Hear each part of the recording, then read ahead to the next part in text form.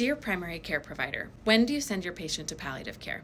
As a prior primary care provider, I didn't really know when to send my patient to palliative. So I wanted to start a series of when should you, the primary care provider or the specialist, send your patient to palliative, or at least start considering it. So in primary care, if you have a pretty good feeling that your patient could have less than 1 to 2 years to live, they should probably see palliative care. We really can help start preparing them and sometimes have a more in-depth goals of care conversation than you guys have time to do in primary care. And coming from previous primary care, I know there is not a lot of time to do an in-depth goals of care conversation. A few other good markers to keep in mind is if you have a patient that has been recurrently in the hospital for something like CHF, COPD, liver disease, something like that, that's a good time to get palliative involved because we can kind of start talking to them about their goals and if they're okay with going back to the hospital over and over again.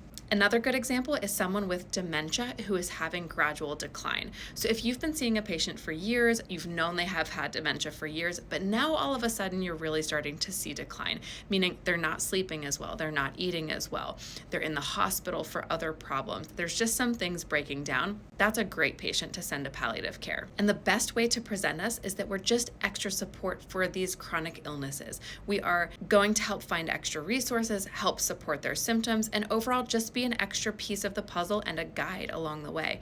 Now, something to keep in mind is that most palliative programs do not see chronic pain management. So if you have a patient who has serious illness and chronic pain from things like arthritis, that's not really going to be in our wheelhouse. We do get quite a few chronic pain referrals, and a lot of times these just aren't appropriate. They would be better served by pain management. We do, however, treat cancer-related pain. I hope this was helpful. Save it for later if you want to come back to this, and as always, follow along for more.